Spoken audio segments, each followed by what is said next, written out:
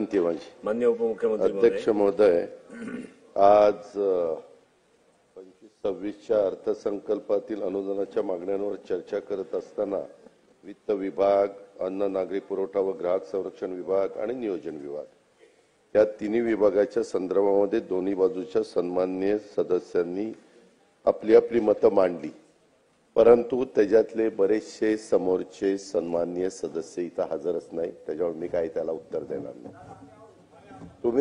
तुम्ही मांडलंच नाही तर तुम्ही काय उत्तर मागू? हे ठीक आहे, ज्यांनी माझ्या विभागाचं मांडलं त्याचं उत्तर द्यायला मी उभा आहे।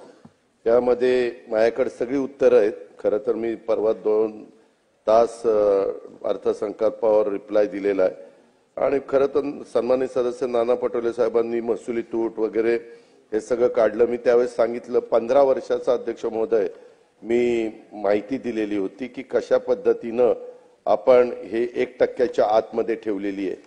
आता बोलत असताना आकडे इतके मोठे दाखवले जातात, परंतु आपलं स्थूल उत्पन्न 49 लाख कोटी रुपये झालेलं असल्यामुळे त्या स्थूल उत्पन्नाचा विचार करता ही रक्कम म्हणजे 11-12ला 12,80,000 होती, तेव्हा आपलं त्या ठिकाणी महसुली तूट 1% आतच होती आणि आता 49,39,000 असताना पण 1% आतच आहे आणि त्यांनी सांगितलं की 40% एवढा खर्च झालाय। अध्यक्ष महोदय, त्यावेळेस 2 निवडणुका होत्या, एक म्हणजे लोकसभा, दुसरी म्हणजे विधानसभा। ह्या आर्थिक वर्षात बोलतोय अध्यक्ष महोदय मी, आणि त्या 2 निवडणुकीमध्ये नाही म्हणलं तर 2-2 महिन्याचा आचारसंहिता धरली तर 4 महिने त्याच्यामध्ये सगळी यंत्रणा त्या कामामध्ये गुंतून जाते। तरी देखील आत्ताच्या घडीला खर्च जो काही मी 5,35,208 कोटी इतका खर्च झालेला आहे आणि मूळ अर्थसंकल्पीय तरतुदीच्या तो जवळपास आता 77.5% आहे। अजूनही काही दिवस बाकी आहेत, त्याच्यामध्ये पण तो खर्च वाढेल। म्हणजे अजिबातच ते आकडा जो सांगितला 40% खर्च झाला तो दादांत चुकीचं त्यांनी सांगितलेलं आहे किंवा योग्य सांगितलेलं नाही असं अध्यक्ष महोदय। नाही, तुम्ही आत्ता आला, मी ते सांगत होतो की तो खर्च आपला 77.26% झालेला आहे, त्याच्यामुळे त्याच्यात काही अर्थ नाही। आणि दुसरं 15 वर्षामध्ये महसुली तूट मी सांगितलं की 11-12 मध्ये 12,80,000 स्थूल उत्पन्न होतं, त्यावेळी वेळेस 1% आत होती आणि आताही 49,39,000 आहे, त्याही वेळेस 1% आतच अध्यक्ष महोदय ती तूट आहे आणि त्याच्यामुळं एकंदरीतच 25-26 मध्ये 100% महसूल जमा करून आम्हाला एकंदरीत आर्थिक शिस्त त्या ठिकाणी लावायची आहे। आणि दुसरी गोष्ट त्यांनी लाडक्या बहिणीच्या बद्दल सांगितलं, त्याच्याबद्दल तर मी सभागृहाला सांगितलेलंच आहे आणि आम्ही कधी असं म्हटलेलं नाही की आम्ही ते देणार नाही, आम्ही देणार आहे। ते केव्हा द्यायचं एकंदरीत आर्थिक परिस्थिती बघून आम्ही त्या ठिकाणी देऊ।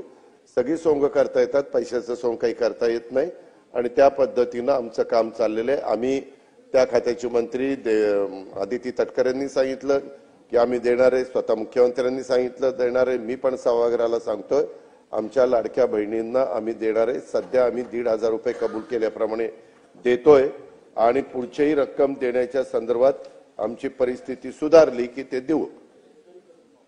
शेतकरी कर्जमाफीच्या बद्दल अजून त्याची संपूर्ण माहिती कलेक्ट करण्याचं काम चाललेलं आहे। अध्यक्ष महोदय, नमस्कार, मी प्रियंका नागने आपल्या मराठी चॅनलवरती तुमचं सर्वांचं स्वागत आहे। मुख्यमंत्री माझी लाडकी बहीण योजना, आता लाडक्या बहिणींना 10वा हप्ता कधी मिळणार हा प्रश्न आहे, कारण लाडक्या बहिणींना आतापर्यंत जवळजवळ 8वा व 9वा हप्ता जमा झालेला आहे।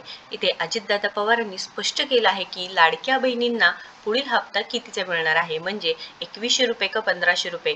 निवडणुकी झाल्यानंतर 2100 रुपये मिळणार असे महायुती सरकारने सांगितले होते, पण त्यावरती कोणतीही चर्चा न झाल्यामुळे लाडक्या बहिणी नाराज होत्या। पण आता अजितदादा पवारांनी स्पष्टपणे सांगितलं आहे की आम्ही तुम्हाला 2100 रुपये देऊ, पण निर्णय झाल्यानंतर नक्कीच 2100 रुपये देऊ, पैशाचं सोंग करता येत नाही हे सुद्धा त्यांनी बोललं आहे की त्यांना जेव्हा निर्णय होईल तेव्हा नक्कीच 2100 रुपये देऊ, पण आता जसे कबूल केले आहे तसे 1,500 रुपये नक्कीच देणार आहे आणि 2100 रुपयाची चर्चा सुद्धा होणार आहे, त्यावरती निर्णय सुद्धा होणार आहे.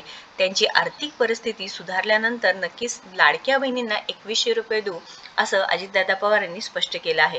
तर लाडक्या बहिणींनो, तुम्हाला लवकरच तुमच्या खात्यामध्ये 10वा हप्ता मिळणार आहे. तुम्हाला आतापर्यंत किती हप्ते मिळाले नक्कीच कमेंट बॉक्समध्ये सांगा. तुम्हाला 7वा, 8वा व 9वा हप्ता मिळाला का नाही, म्हणजेच जानेवारीपासून तुम्हाला हप्ते मिळाले का नाही व ज्यांचे अर्ज ऑक्टोबरमध्ये जमा झाले आहेत किंवा भरले आहेत त्यांना सुद्धा हप्ते मिळाले आहे का नाही, नक्कीच कमेंट बॉक्समध्ये सांगा. महत्त्वपूर्ण व्हिडिओ आहे, नक्कीच या व्हिडिओला जास्तीत जास्त शेअर करा. अशाच नवीन अपडेट्ससाठी आपल्या चॅनलला सबस्क्राईब करा. धन्यवाद.